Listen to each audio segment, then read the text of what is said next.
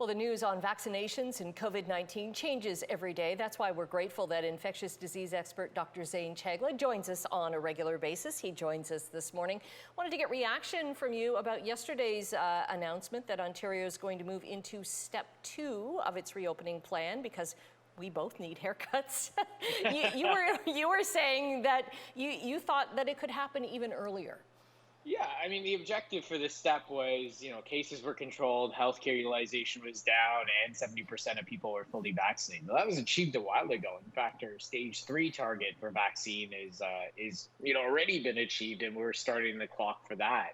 I think as well, there is some hesitation, obviously, with moving forward with less public health controls. But the difference between stage 1 and 2 is a bit more outdoor activity, a bit more outdoor gathering limit, indoor haircuts, which, is a appointment-based, physically distant activity, and a little bit more indoor retail, right? We're still not talking about the high-risk stuff like gyms, restaurants, bars. And so, I think that really is feasible right now with good controls, and they've been feasible through at some points in the pandemic. Right. And with vaccine rates. But we're hearing so many people vaccine shopping right now. And that we were watching yesterday of a clinic in Toronto where people had walked away finding that, they wanted Pfizer and they were offering Moderna. And so they walked away like, what do you say to people like that? It's tough, right? Like, I think we really do realize that people need their second dose. So it's it's not the time right now to be pushing it aside. It's the time to be getting it. A, so people can get back to normal. They can hug their family. They can see their friends. They can do the things that they missed out on in the last 18 months. But B, it does create bottlenecks, right? When supply and demand mismatch, it really, leaves spots on the table where people could get vaccinated. But I'm incredibly reassured that the fact that we're hitting, record vaccine targets in a given day really does mean that those spots are still being filled. I would encourage everyone, though, to get their second shot when they can get their second shot, and don't worry about the brand. Although we had yesterday, I see that there were 4 doses given out of AstraZeneca that weren't supposed to be in Hamilton. Yeah. I mean, we never want the wrong vaccine to go to the wrong person. That being said, that AstraZeneca dose is going to do a lot in those people. The risk of clotting is 1 in 60,000. So, not happening in those individuals. And, we are giving 200,000 shots a day to people. And medication errors do happen. They're avoidable. Hopefully a debrief gets done of this. But at the end of the day, we can't expect this vaccine campaign to be absolutely perfect every time, considering how incredibly large it is. And how important getting that double vaccine or fully vaccinated is against Delta especially. And you tweeted out some information about from the UK today about that.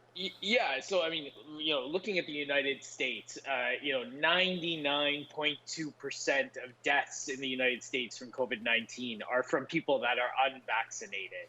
The UK, even we're looking at, is the vast majority of their hospitalizations are in people that are unvaccinated under the age of 50. And I think when you look at deaths in the UK, the data that just came out this evening was there are no deaths in people under the age of 50, again, who are fully vaccinated. So there is definitely a powerful role of vaccine. The disease fundamentally changes in those who are fully vaccinated. Right. So important. I wanted to ask you, how does a variant form? And like, I know that the virus is trying to stay alive, so it's kind of trying to sidestep the barriers that we're putting up. But what's to prevent another one? Is there a perfect storm that another variant will come up? Yeah, you see these in large populations that are infected all at once. So you have lots of different people infected. But the people that generate variants are the people with very compromised immune systems in those areas. So we've seen variants in India. We've seen variants in Southern Africa. Again, large degrees of people with undiagnosed HIV and other issues, where those people, the individuals that get that chronic long-term infection, can then generate mutations, which then can go back out in the world. So, our duty to deal with variants is to vaccinate the world, to give the world the resources to deal with this. Otherwise, we're going to be burned by a variant down the line. Right, because we're not safe until the world is safe, right? Absolutely. And again, those conditions are where variants are going to arise, and they're going to continue to arise. Okay. I'm all excited. I'm getting my second shot tomorrow. So Amazing. Congratulations. yes. Thank you. Thank you. Thank you, Dr. Zain Chagla. It's always a pleasure to talk to you every week. No problem.